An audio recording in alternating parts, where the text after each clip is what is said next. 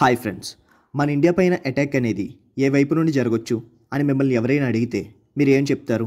మా ఆలోచన కరెక్ట్ అయితే మీలో చాలామంది ఇచ్చే ఆన్సర్ కశ్మీర్, అరుణాచల్ ప్రదేశ్ లేదా లదాఖ్ నుండి జరిగే ఛాన్సెస్ ఉన్నాయని చెప్తారు. కానీ ఈసారి యుద్ధం అంటూ జరిగితే అది ఇండియన్ ఓషన్ నుంచి జరగబోతుంది. ఎలా అంటారా?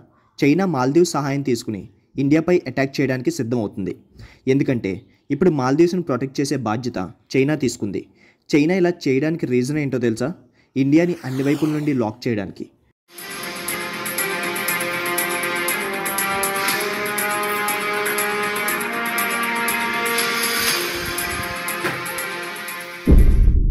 చైనా లదాఖ్లో చేసిన వ్యూహాలు మనకు ముందుగానే తెలుసు. కానీ what about the sea? China Bharat పైన అటాక్ చేయబోతుంది అనడానికి ఇదొక ప్రూఫ్. ఈ వీడియోలో మనం కొన్ని పాయింట్స్ని కవర్ చేయబోతున్నాం.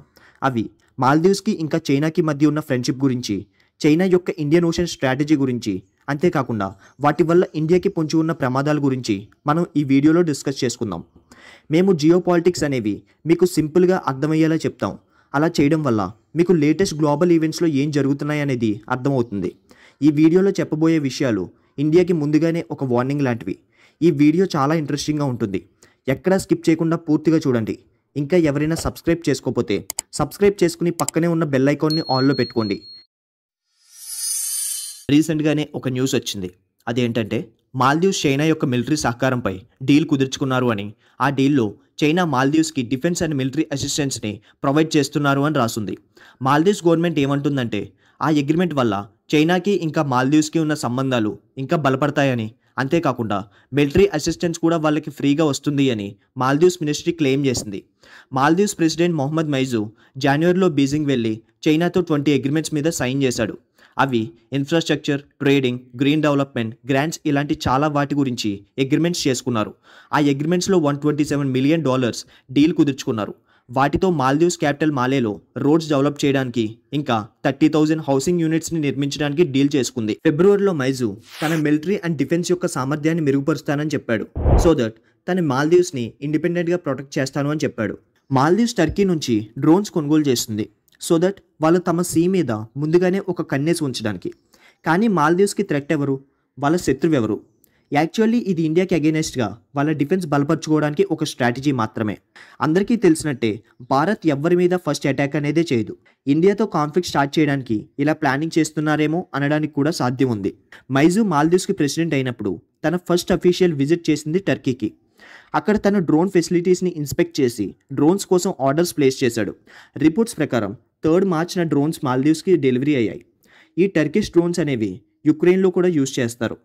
ఇవి చిన్న స్థాయి పోరాటాలకు కూడా యూజ్ చేయొచ్చు. రిపోర్ట్స్ ఆధారంగా ఒక్క TB2 డ్రోన్ కాస్ట్ $5 మిలియన్. ఇది తక్కువ డబ్బేమీ కాదు. మాల్దీవ్స్ లో బడ్జెట్లో నడుస్తుంది. వాళ్ళ ఖర్చు ఆదాయం కన్నా ఎక్కువ.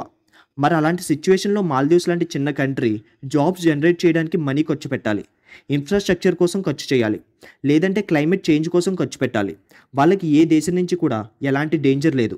చైనా అండ్ పాకిస్తాన్ ఎలా అయితే ఇండియా మీద సీక్రెట్గా అటాక్ చేస్తాయో అలాంటి డేంజర్స్ అనేవి మాల్దీవ్స్కి ఏ దేశం నుంచి కూడా లేవు. మరి అంత లో బడ్జెట్లో ఉన్న మాల్దీవ్స్కి డిఫెన్స్ మీద అంత ఖర్చు చేయడానికి మనీ ఎక్కడి నుంచి వస్తుంది? అంటే బేసిక్గా చైనా మాల్దీవ్స్కి అన్ని వేస్లో సపోర్ట్ చేస్తుంది.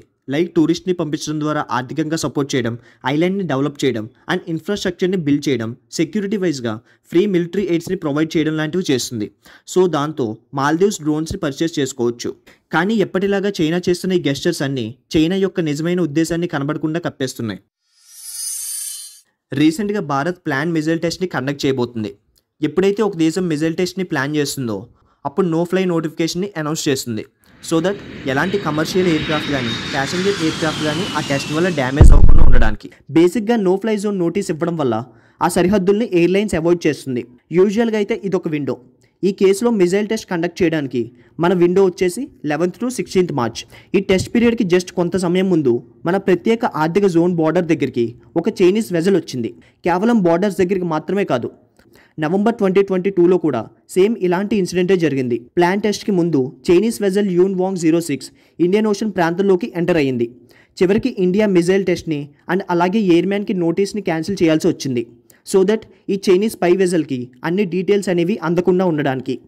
ఇదేమీ చైనా యొక్క మొదటి స్పైయింగ్ సంఘటన కాదు. నిజానికి చైనా ఇండియన్ ఓషన్లో అండర్ వాటర్ డ్రోన్స్ని కూడా పంపించింది. నవంబర్ 2019లో చైనా 12 అండర్ వాటర్ డ్రోన్స్ని పంపించింది. ఏవైతే ఫిబ్రవరి 2020లో మన ఇండియన్ గవర్నమెంట్ కలెక్ట్ చేసుకున్నారో అవి. ఈ అండర్ వాటర్ డ్రోన్స్ అనేవి కొన్ని నెలల వరకు పనిచేస్తూనే ఉంటాయి. ఇలాంటి అండర్ వాటర్ డ్రోన్స్ మరియు స్పై వెజల్స్ ద్వారా చైనా వేరే దేశాలపైన ముందుగానే ఒక కన్నేసి ఉంచుతుంది. కొన్ని వారాల క్రితం మాల్దీవ్స్లో ఒక చైనీస్ రీసెర్చ్ షిప్ ఒక పోర్ట్ కాల్ చేసింది. అలా హైడ్రోగ్రాఫిక్ సర్వేస్ చేయడానికి వచ్చిన ఒక చైనీస్ రీసెర్చ్ షిప్ మాల్దీవ్స్లో పోర్ట్ కాల్ చేసింది. ఇన్ఫ్యాక్ట్ చైనాకి హంబతోట పోర్ట్ని 99 ఇయర్స్కి లీజ్కి ఇచ్చింది శ్రీలంక. చైనా ఎలా కావాలంటే అలా ఆ పోర్ట్ని యూజ్ చేసుకోవచ్చు. కానీ చైనీస్ రీసెర్చ్ వెజల్స్ అక్కడ ఫ్రీక్వెంట్గా ఆగుతూనే ఉంటాయి. యుఎస్ డిఫెన్స్ డిపార్ట్మెంట్ మాత్రం ఈ రీసెర్చ్ వెజల్స్తో చైనా యొక్క ప్లాన్కి డేటా సెండ్ చేయొచ్చు అని చెప్తుంది. ఇవి శాటిలైట్ లాంచెస్ని అండ్ అలాగే మిజైల్ టెస్ట్ని ట్రాక్ చేయగలవు అని అంటుంది. 2022లో యుఎస్ గవర్నమెంట్ ఒక రిపోర్ట్ని రిలీజ్ చేసింది. దాని పేరు 2022 చైనా మిలిటరీ పవర్.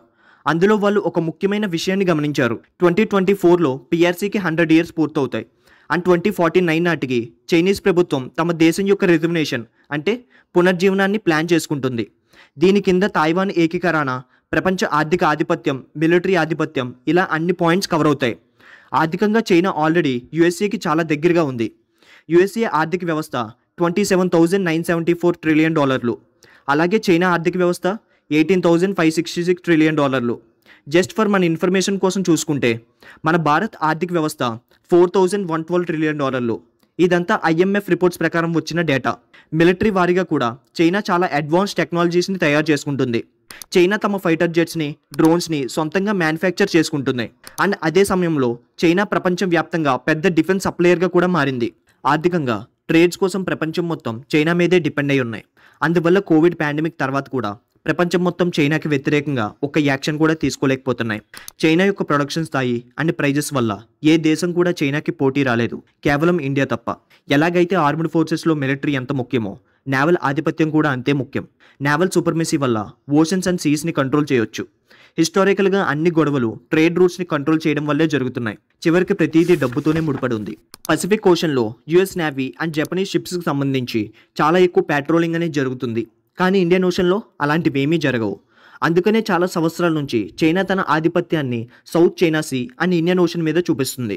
మీరు స్ట్రింగ్ ఆఫ్ పెరల్స్ థియరీ గురించి వినే ఉంటారు. అంటే చైనా ఇండియా చుట్టూ నెక్లెస్ రూపంలో ఉన్న దేశాలపైన పెట్టుబడి పెడుతుంది. For example Pakistan, Bangladesh, Nepal, Myanmar, Laos, Cambodia, Vietnam, Maldives, Djibouti, Sri Lanka ఇలా ఆర్థికంగా వెనకబడి ఉన్న దేశాలపైన పెట్టుబడులు పెడుతుంది. ఫస్ట్ చైనా ఈ దేశాల్లో ప్రాజెక్ట్స్కి పెట్టుబడి పెడుతుంది. తర్వాత కొన్ని కారణాల వల్ల ఈ ప్రాజెక్ట్స్ ఫెయిల్ అవుతూ వస్తుంటాయి. అప్పుడు ఆ ప్లేస్లో చైనా తన మిలిటరీ బేస్ని ఏర్పరచుకుంటుంది. ఆ మిలిటరీ బేసెస్ ద్వారా ఇండియన్ ఓషన్లో చైనా తన నేవల్ సూపర్మెసీని ఏర్పాటు చేసుకుంటుంది. PLAN అంటే పీపుల్స్ లిబరేషన్ ఆర్మీ నేవీ. ప్రపంచంలోనే అతి పెద్ద నేవీ. సో చైనాకి ఆర్మీ స్ట్రెంత్ లేకపోయినా లేక కంబాట్ అనుభవం లేకపోయినా కూడా తనకి నేవల్ స్ట్రెంత్ ఉంది. ప్లాన్కి 340 షిప్లు మరియు సబ్మెరియన్స్, అలాగే సుమారుగా 125 మేజర్ సర్ఫేట్ కంబాటెంట్స్ ఉన్నాయి. వాటిలో ఇవన్నీ కూడా ఉన్నాయి. China super advanced country. అక్కడ వేరే దేశం నుంచి అటాక్స్ని ఆపడానికి వాళ్ళ దగ్గర చాలా అడ్వాన్స్డ్ వెపన్స్ ఉన్నాయి. అంటే చైనా తన మిలిటరీ ఆధిపత్యాన్ని చూపించడానికి ఏదైనా చేస్తుంది. అండ్ ప్రపంచంలో ఏ దేశం కూడా చైనా మీద వాయిస్ రేస్ చేయదు. ఎందుకంటే ఆ ప్రభావం వాళ్ళ ట్రేడ్స్ మీద పడుతుంది కాబట్టి. Chapter 3 India's response. ఈ జరిగిన అన్ని సంఘటనల తర్వాత భారత్ అన్ని సైడ్స్ నుంచి ఓడిపోయే సిచ్యువేషన్లో ఇరుక్కుపోయింది. చైనా యొక్క డిఫెన్స్ బడ్జెట్ $232 బిలియన్. అండ్ ఇది కూడా తప్పుదారి పట్టించే కౌంటే. చాలామంది వెస్ట్రన్ ఎక్స్పర్ట్స్ చైనా యొక్క నిజమైన డిఫెన్స్ బడ్జెట్ $700 నుండి $800 బిలియన్ ఉంటుందని నమ్ముతున్నారు. మరోవైపు మన భారత్ డిఫెన్స్ బడ్జెట్ కేవలం $78 బిలియన్ మాత్రమే. సింపుల్గా చెప్పాలంటే రెండింటికి అసలు పోలికే లేదు. మన దగ్గర మిలిటరీని మోడర్నైజ్ చేయడానికి కేటాయించేంత బడ్జెట్ లేదు. టెక్నాలజీ పరంగా ప్రస్తుతం మనం చైనాని అస్సలు మ్యాచ్ చేయలేం. ఇది ఒక సాడ్ రియాలిటీ. ఇంకా చైనా చిన్న ఐలాండ్ దేశాలకి మనీ విసిరేస్తుంది. ఇన్ఫ్రాస్ట్రక్చర్ ప్రాజెక్ట్స్ తమ ఓన్ కంపెనీస్ నుంచే చేస్తుంది. బేసిక్గా కొన్ని ఇన్ఫ్రాస్ట్రక్చర్ బెనిఫిట్స్తో వన్ పాకెట్ నుంచి ఇంకో పాకెట్కి వేరే దేశాలకి ట్రాన్స్ఫర్ చేస్తుంది. దీని కారణంగా చైనీస్ పాలసీస్ని, చైనీస్ ప్రచారాల్ని వేరే దేశాల్లో స్లోగా స్ప్రెడ్ చేస్తుంది. మాల్దీవ్స్లో కూడా ఈరోజు అదే జరుగుతుంది. మనం ఇప్పుడు 700 కోట్లు ఇచ్చినా 7,000 కోట్లు ఇచ్చినా సరే చైనా ఇంకా ఎక్కువ టూరిస్ట్ని, ఎక్కువ మనీని, ఇంకా ఎక్కువ ఇన్ఫ్రాస్ట్రక్చర్ని వాళ్ళ ముందుకు విసిరేస్తూనే ఉంటుంది. ఈ కాంటెక్స్లో లాస్ట్ వీక్ ఇండియా MIRV అంటే multiple independently targetable reentry vehicle టెక్నాలజీస్ని టెస్ట్ చేసింది. సింపుల్గా ఒక మిజైల్తో మల్టిపుల్ వార్ హెడ్స్ అనమాట. అగ్నివీ మిజైల్స్ రేంజ్ 5,000 నుంచి 8,000 కిలోమీటర్లు ఉంటుంది. దీన్ని ఒక కాంటెక్స్ట్లో చెప్పాలంటే బ్రహ్మోస్ మిజైల్ రేంజ్ 900 కిలోమీటర్లు, అండ్ అది కూడా ఆ మిజైల్లో మోస్ట్ అప్డేటెడ్ వేరియంట్. ఈ అగ్నివీ మిజైల్ యొక్క రేంజ్ బ్రహ్మోస్ మిజైల్ రేంజ్ కన్నా 6 టైమ్స్ ఎక్కువ. మన ఎకనామీ అండ్ ట్రేడ్స్ పరంగా చైనాతో ఇన్స్టెంట్గా పోటీ పడలేము. దీని అర్థం మనం గివప్ చేయాలని కాదు, లేక చైనాకి బానిసలు అవ్వాలని కాదు. మనం ఇప్పుడు ఇండిజీనియస్ మీద ఫోకస్ చేయొచ్చు. అంటే local tech, naval expansion, missile development, UAV or unmanned aerial vehicles మీద ఫోకస్ చేయాలి. హానెస్ట్గా చెప్పాలంటే ఈ ప్రాజెక్ట్స్ అన్నీ కూడా 10 years క్రితమే మనకి మొదలై ఉండాలి. నిజంగా చెప్పాలంటే ఇండియన్ చూస్తుంటే మనకి ఒక థాట్ స్ట్రైక్ అవుతుంది. నిజానికి ఎవ్వరూ మనకి స్నేహితులు కాదు, అందరికీ జస్ట్ మన వ్యాపారం మాత్రమే కావాలి. మాల్దీవ్స్ ఎక్స్ ప్రెసిడెంట్ ఇండియాని క్షమాపణ అడిగి మాల్దీవ్స్ ఇండియాని మిస్ అవుతున్నట్టు చెప్పారు. అది వాళ్ళ దేశస్తులు బిహేవ్ చేస్తున్న విధానానికి సిగ్గుపడి కాదు, మన ఇండియా టూరిస్ట్ ఇంపాక్ట్ వాళ్ళ ఆర్థిక వ్యవస్థ పైన పడింది కాబట్టి. వాళ్ళకి మన మీద కేర్ ఏమీ కాదు, జస్ట్ వాళ్ళకి మన బిజినెస్ మాత్రమే కావాలి. ఇది ప్రపంచంలో ఉన్న ప్రతి బిజినెస్కి వర్తిస్తుంది, ఈవెన్ మిలిటరీకి కూడా. అందుకే దీన్ని హైలైట్ చేయడం అనేది చాలా ఇంపార్టెంట్. ఎందుకంటే ఎప్పుడైతే మన ఇండియన్ టూరిస్ట్ మాల్దీవ్స్ని బాయ్కాట్ చేయడానికి డిసైడ్ అయ్యారో అప్పుడే మాల్దీవ్స్ టూరిజం సెక్టర్ 30% పడిపోయింది. అది మన ఇండియా యొక్క స్ట్రెంగ్త్. మనం ఇదే స్ట్రెంగ్త్తో బాయ్కాట్ చైనా మూవ్మెంట్ని కూడా బ్రతికించాలి. ఎందుకంటే మనకి అసలైన ఛాలెంజ్ చైనా. మనం చైనీస్ ఆల్టర్నేటివ్స్ని చూసుకోవాలి. అంటే చైనీస్ బ్రాండ్స్ని సపోర్ట్ చేయడం మానేయాలి. అండ్ ఉత్తమ పరిధిలో మనం ఇంపోర్ట్ సబ్స్టిట్యూషన్ చేయాలి. చైనా కన్నా బెటర్ ట్రేడ్స్ని, అంటే ఎవరైతే మన మనీని యూజ్ చేసి మనల్ని అటాక్ చేయడానికి చూస్తారో అలాంటి వాళ్ళు కాకుండా బెటర్ ట్రేడ్ పార్ట్నర్స్ని వెతుక్కోవాలి. మనం కేవలం మన మీద మాత్రమే ఆధారపడాలి తప్ప వేరే వాళ్ళ మీద కాదు. దానికోసం మనం మేక్ ఇన్ ఇండియా మీద ఫోకస్ చేయాలి. కొన్ని సంవత్సరాల క్రితం మేడ్ ఇన్ ఇండియా ఐఫోన్ అనేవి ఉనికిలోకి వస్తాయని ఎవ్వరూ కూడా ఊహించుండరు. ఎలాగైతే ఐఫోన్స్ని ఇండియాలో చేయడం స్టార్ట్ చేశారో అలాగే ఇండియా సెమీ కండక్టర్స్ మీద ఫోకస్ చేయాలి. ఎందుకంటే సెమీ కండక్టర్స్ అనేవి మన ప్రతి టెక్నాలజీలో యూజ్ చేస్తారు. మన మొబైల్స్లో, కెమెరాస్లో, స్మార్ట్ కార్స్లో ఇలా ప్రతి దానిలోని సెమీ కండక్టర్స్ అనేవి యూజ్ చేస్తారు. మన మిత్రులతో పాటు మన శత్రువుల కదలికలను కూడా మనం గమనిస్తూనే ఉండాలి. మనం రీసెంట్ ఇయర్స్లో ఎలాగైతే బార్డర్ ఇన్ఫ్రాస్ట్రక్చర్ని తయారు చేసుకున్నామో, like roads, tunnels, bridges develop చేసుకున్నామో అదేవిధంగా మన నేవీని కూడా బలపరుచుకోవాలి. మీకు ఈ వీడియోలో అసలైన ఇంటెన్షన్ అర్థమైతే please share with your friends. ఎందుకంటే మనం ఎప్పుడు చెప్పుకున్నట్టే జియో పాలిటిక్స్లో పర్మనెంట్ ఫ్రెండ్స్ అనే వాళ్ళే ఎవ్వరూ లేరు, కేవలం టెంపరీ ప్రయోజనాలు మాత్రమే ఉన్నాయి. అండ్ మీరు ఈ విషయాన్ని షేర్ చేయడం అనేది మన ఇండియన్స్కి ఇది చాలా పెద్ద మార్పే. ఈ వీడియో పైన మీ ఒపీనియన్ని కామెంట్లో చెప్పండి. అలాగే మా ఇన్ఫర్మేషన్ కనుక మీకు వర్త్ అనిపిస్తే లైక్ చేయండి, షేర్ చేయండి. ఇంకా సబ్స్క్రైబ్ చేసుకోని వాళ్ళు ఉంటే సబ్స్క్రైబ్ చేసుకుని పక్కనే ఉన్న బెల్ ఐకాన్ని ఆన్లో పెట్టుకోండి.